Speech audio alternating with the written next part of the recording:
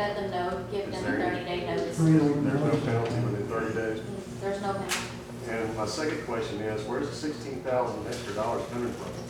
Last time I saw the budget, the $16,000 was not budgeted there, and maybe that's changed.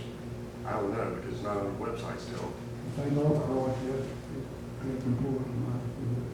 Well, I absolutely, you can pull it from other areas, but again, that's just pulling money from other areas without really doing a true budget. Okay.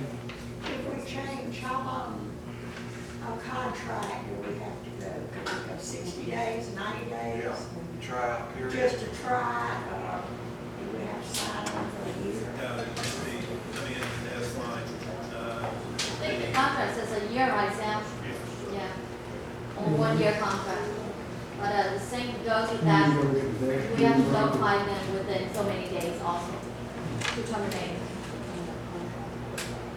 Okay, we're gonna try and get talking, go ahead. I see the prisoners working all the time. I think the basic problem is the guard. 8 months ago, the guard was there all the time. As of last week, the prisoners are out taking the trash out of the containers, no guard. All you see the guard is driving the van. They're not supposed to do that. Well, That's part of the it's problem. been happening for months. Yeah, and that's why That's why we're changing the systems. And the other And officer that was in charge of them walked with them as they were That's working what the we're weeds and supposed to do. stuff. He was there visible. totally agree. Figure, I worked for a county government for over 17 years, and I hired inmates. And I did an analysis on the cost for inmate, and like Perry said, a lot of them do have skills. We had an old courthouse redone with skilled labor. And when you take that salary you're paying the person to watch them, divided by how many prisoners you have, for our county, it was 56 cents an hour, and we got very skilled laborers. But it does come down to who is attending them. It doesn't matter what company you have. It matters who is there watching them. Because at any time, you can contact Jackson County or the other jail system, whatever you want to use, and complain about an issue. So that does fall onto the city complaining and watching what's going on. You know, it comes down to common sense. If they're doing their job, we are getting a bang for the dollar. One person versus 6, those 6 are going to do a lot more work than one person. So does it come down to changing a company for more money? I don't know. But it does come down to if they're not doing their job, if I have a plumber in my house not doing the job, I'm going to fire him. Or I'm going to go to his boss. So I think it does come down to the city going to the table and complaining and talking. Before we pay $16,000 more, can we get a different we've been guard? there before, we've been complaining about it before. They don't seem to listen and don't give us good policy. Well, we did use Jackson County, and we had good results. But we also had bad results, so we did get a different guard also. So it's good and bad on both sides. That's right. Okay. I make a motion that we continue on the Jackson County inmates detail change. Okay, we got a motion. We have a second.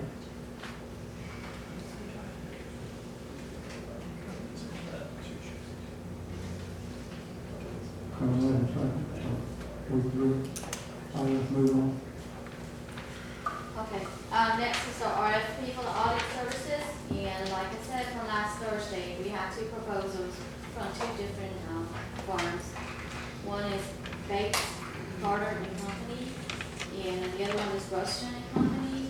The difference between them is, there is a price difference. Bates and Carter, the proposal is $12,950, and they will be able to perform the fiscal year 17 within 5 to 6 months after we sign on with them to finish the audit. And they did offer a proposal for 18 and 19 for the same amount of dollar. And they will offer to sign on for 1 year, and then if we like them, we can continue for the second and third year for 18 and 19. Russian company, they're at $18,000, but the proposal is for 3 years. It's not for 1 year. It's for 3 years. They will do 17, 18, and 19 altogether, back to back. Is that 18,000? 18,000 per audit. So we do need to decide which one we would like to go with. Well, I like Bates and Carter and Company for a couple of different reasons. Besides the $6,000 difference, Bates and Carter is they're a little bit smaller company than Rushing and Company, and there's other cities that have had pretty good results with Bates and Carter. So, I mean, if this is only 2 proposals we got, Yes. I would suggest we go with Bates and Carter. Now, what was that you said about Bates and Carter, is it 1 year? Yeah, 1 year contract? yeah, they're willing to do a 1-year contract for fiscal year 17, and then if we, should decide to go forward, we can allow them to do 18 and 19. We don't have to do it for 3 years. Did they? The same amount, yes. I think that's a much better way to go. That way it incentivizes the auditing company to provide good service.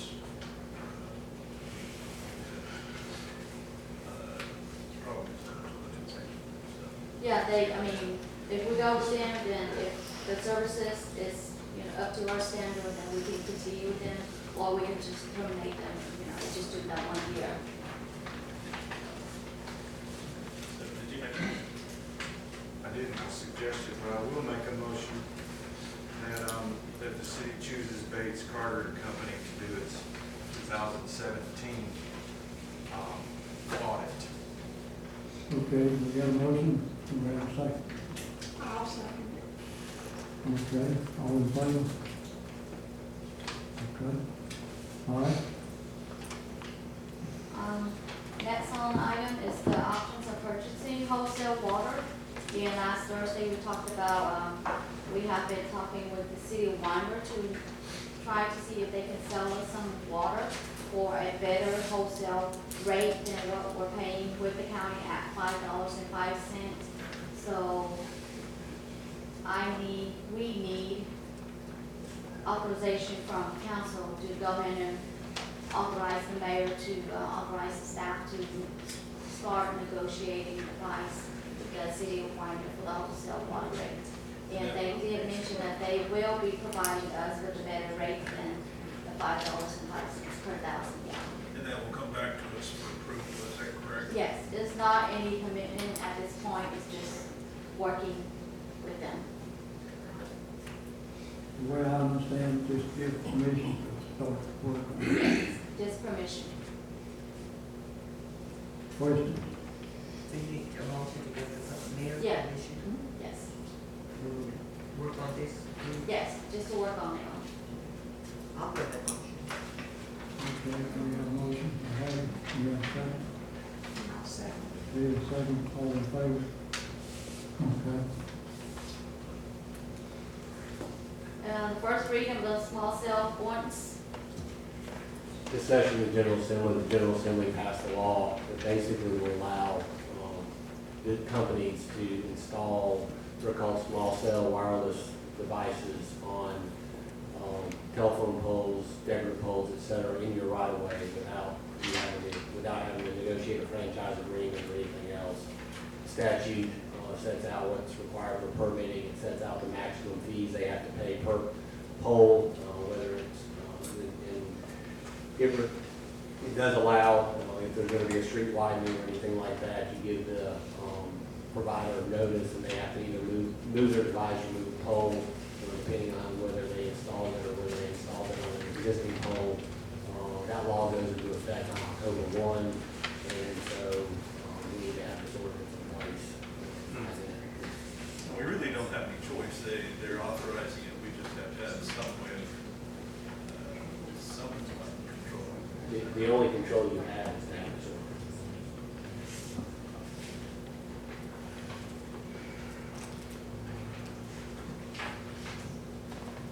Okay. It's a motion to waive first reading. Yeah. Make that motion. We got a motion to waive first reading, we have a second. Second. Okay, all in favor? Okay. Next is the easement. Thoughts?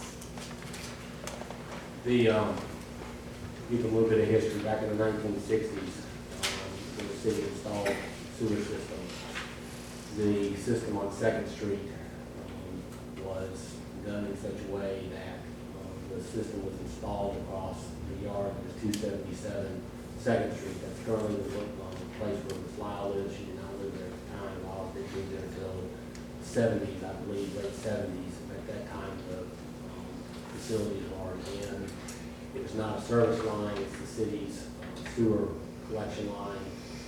The system, as it exists in that area, was designed by, installed by, has been maintained by, and improved by the city over the years. It's the city's responsibility. And recently, it's come to the attention that there was no easement over that area. And because of just the way things ought to be, Ms. Lyle has decided an easement in that area, it's a 20-foot swath across her front yard. And she assigned that easement, but the council needs to accept that dedication. Okay, we need motion to accept the easement. All right, make that motion. I'll second. Okay, all in favor? No, ma'am. Okay. All right. All right, next we have the resolution for the special call election. You're all aware Mr. Jackson resigned. My understanding is in case he stands for mayor. Yes, it's been very quiet. Do I? Oh, hey, But because we have time, the special called election can be held at the same time as the general election. It will be a separate election. There'll be actually two items on the ballot unless there's some other items I'm not aware of. There'll be the general normal election for the two council seats that are, I believe, are Ms. Hattie and Perry. Then there'll be a separate item for a special call election to fill the unexpired term of Mr. Jackson. There's a resolution that you all need to approve. There are blanks in the resolution. You all do need to indicate when you want qualifying for this to be. It appears that I have penciled in September 3 to September 5. That'll be Tuesday, Wednesday, and Thursday following Labor Day. The law with regard to qualifications, the same with regard to general law. General election, it's got to be at least 2.5 days. You all, I think, traditionally have done a 3-day qualifying period. And then the fee would be $180 for the seat. That's For those of you who are running for council, make sure you understand what was just said, because you can run for the former Mr. Jackson's seat, or you can run for the Hattie Perry seat. But you can't run for both of them. So I wanted to make sure you understood that. and let me make I'd like another to point point. something out too before I forget. That, is this qualifying fee that's set, or, well, shouldn't it be $90 if you're only serving half of that 4-year term? Based on the yearly salary of the seat.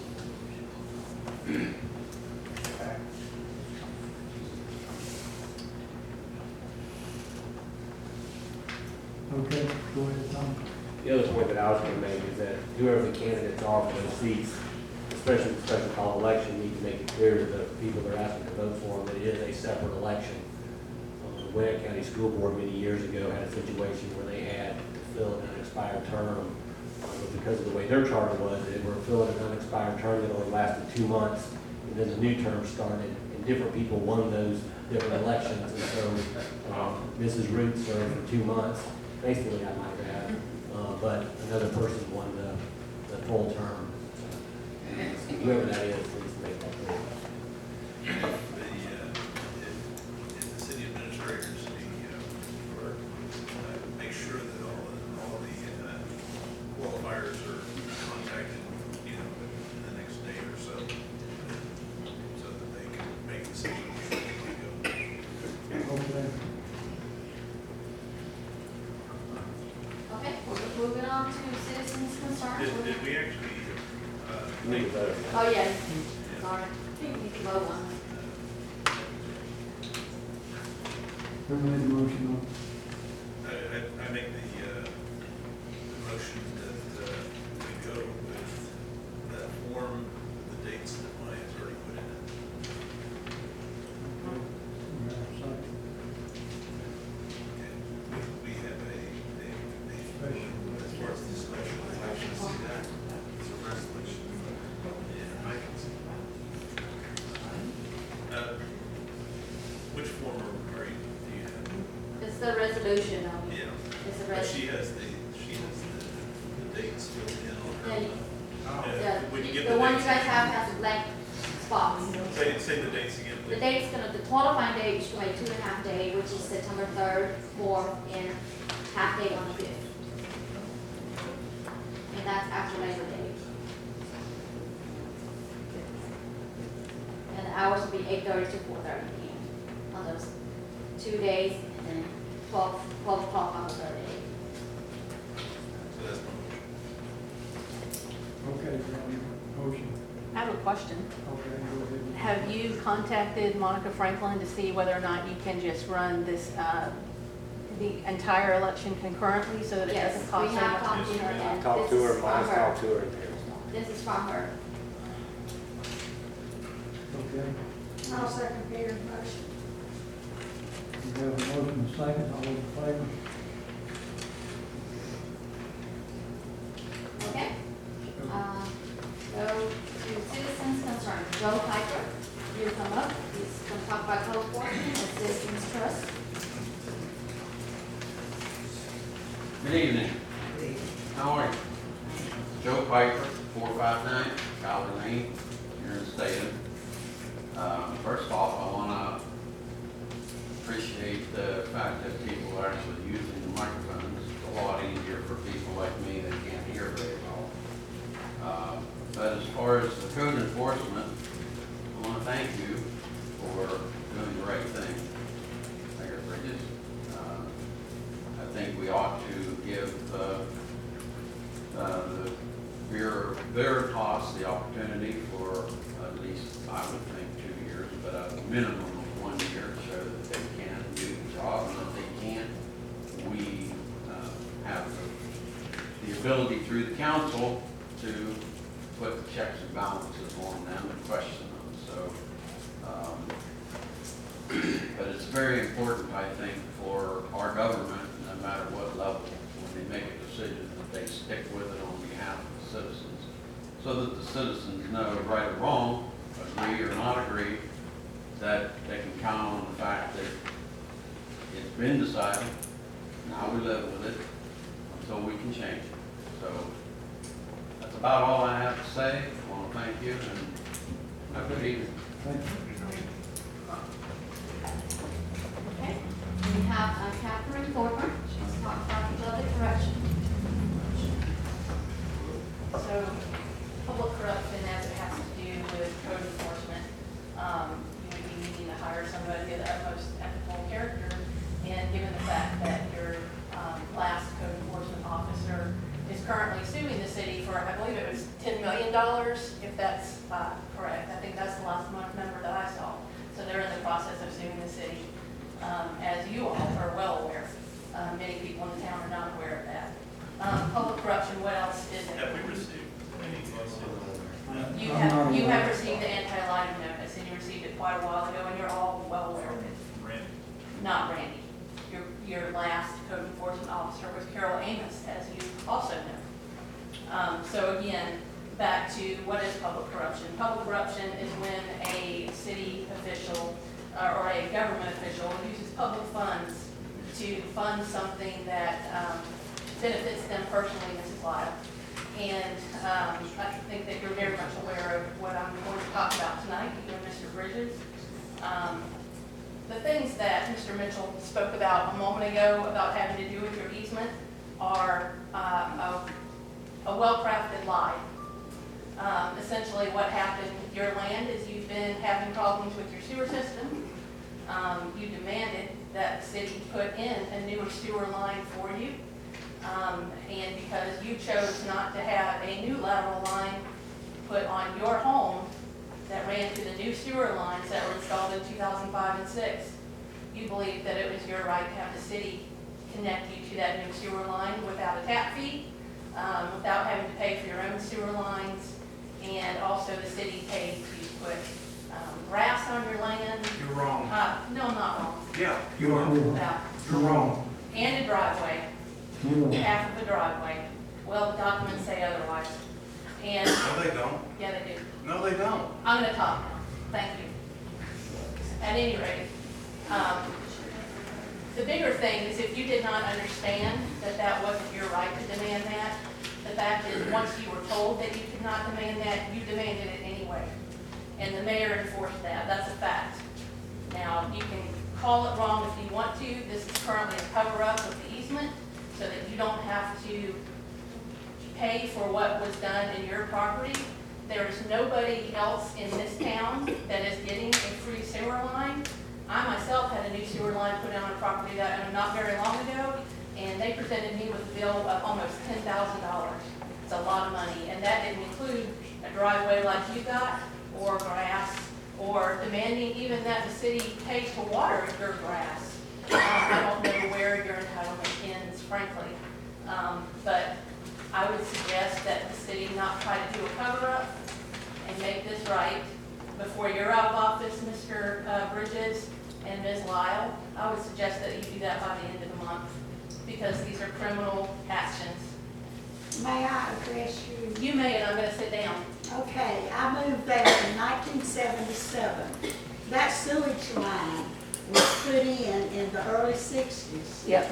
The reason it came across my yard was to get the fall so the house below me could have sewage.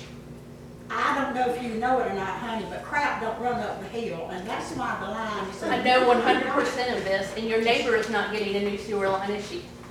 The one below me? No. The one.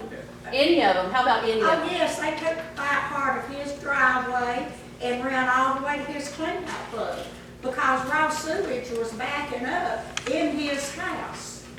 And there was a tree and the roots were stopping the line up. And the city paid for that as well. The tree's It's the still sitting city's in my line, yard. Corcoran. It It's is a city's line. What? It is a collection line. It is not my service line for my house. And the line has been giving problems. The fall out there is so bad. I'm sitting up on a little hill and the houses on each side of me. That's why it came through my yard. One of the houses, the fall is so bad until the regular sewage line is above ground about so high. I didn't demand anything. I came to the city and asked if we could do something to the line. It is a city line. I pay a sewage bill, I pay a water bill, and I pay my taxes. And what happens on that piece of property is none of your business. It is because it's taxpayer business, Ms. Lyle, But and you're lying. You don't pay taxes in here. I do pay taxes here, and you're lying. So you can keep covering up, We but have- that's not going to be to your benefit. I just did, you're lying. We, I'll talk to you outside when this is over with, honey. all right, Bring it. all right, let's calm it down a little bit. Sometimes things are not, is like it seems to be, period. We gotta know a little background of what goes on. I know all the background. Thank you. I got that before I decided to speak. Let me finish, I didn't interrupt you, let me finish. You know, the city's got a Ford Taurus. And I heard the rumor that my wife was driving the city car. Did y'all hear that rumor? Well, guess what? I got one just that didn't close to it, so you might as well get the word out. She's not driving a city car. But that's the word around. It's not always what it seems to be. I will agree with that, All right, thank you. not rumors. Okay, next on the, our agenda is Michael Gentry and Ashton Miller. That's a hard act to follow, but it's like going on after illness. So, we live in a new subdivision outside of town. Waterford. So we have a lot of new residents, some are pregnant, some are elderly, we have little kids. Well, you know that water smells bad sometimes, right? So we have a legitimate concern, I think, but I've been up here before talking about that. So, what really sparked it off was his letter. And you know, Jordan knows a little more about it, but I would like to, if you can, to let me address some questions to Jordan, since he's the expert. And I'm not throwing any curveballs at him, he already read the questions. It's all right. If you'll just address them this way and then he can respond. All right. Okay, pull out the phone. Okay.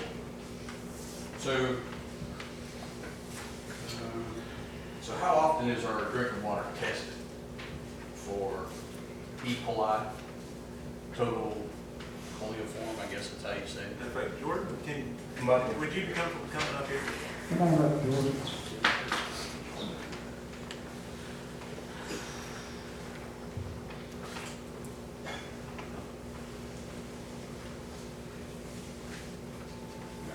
So that's question number one. So we want to know how often our water is tested. And the notice sent out last year with the violation only states on a regular basis. What's a regular basis? At minimum 4 samples a month. All right, since this letter come out here, you haven't had this issue right here. No. And then, so EMI, I guess, did an evaluation in 2014, and there is a laundry list of things that need to be replaced and updated. That was 5 years ago. Where do we stand now with? I know it's a lot. There were several phases of the project. I believe phase 1 is what's been completed. Most of it was done in 16. I think it was wrapped up in 17. Okay, so all that stuff. Yeah, the filter upgrades, chemical pumps. So we're compliant. Yes. All the controls and valves. There's been a lot of stuff done. Yes, sir. But, you know, the issue is we still keep getting that smell, and it has to do with the balloons or whatnot. It has an awful lot to do with the depth of our reservoir. It's about 6 feet deep. It's a challenge for anybody to protect us from that kind of thing. And I've been over in Winder and I've tasted the same thing. I've been in other cities. But we appreciate that your neighborhood contractors. Yeah, there were several calls. And went down there and tested. He flushed it out. And it took about, 2 or 3 days. So, That's, I told these guys, it's a water plant. If we get complaints, go ahead and turn it down in water home, which comes right through. Or we can put it in line. But at the same time, when it gets out in the system, it takes a few days to get it out, so. Y'all are, It'll go out first, so that's what it takes. y'all are blessed. Normally, your close to our spring. And so you actually, most of the time, are actually getting the absolute best water you make. If something changes, the control valve starts bringing the county water in, it can actually bring some of the water that may be just standing and come from our reservoir. And that's possibly what happened this time, that it actually redirected some of the water that normally doesn't come to it. And so, but we really appreciate y'all's concern. Like I said, most of us are new here and are not used to the water being the way it is. And then one more, so since EMI conducted that walkthrough, I imagine that's been up to chief, but have you done a follow-up inspection? Is there anything on record that can show what has been done? So I'm just job completion to the first phase. There's several other things to look for in the future. Still on the. Mike, I have a question. Is there any way that we could be informed a little sooner than several months? Because if we have people with compromised immune systems, they don't need to be bathing in that water, drinking that water. It could be fatal. This is about the weather. Yeah, about the E. coli and the Okay. or whatever. Okay. Out of those 4 samples that we take every month, if one of those comes back, you can have a total coliform, which is not bad. But we can resample that. We go to 5 locations up and 5 locations downstream. We resample those, and if those come back good, it's kind of a wash and everything's good. What had happened with these is since we have the spring, we got to take a ground sample before any chlorination, and that's what we failed to do. So nothing coming from the spring or any groundwater source was an issue.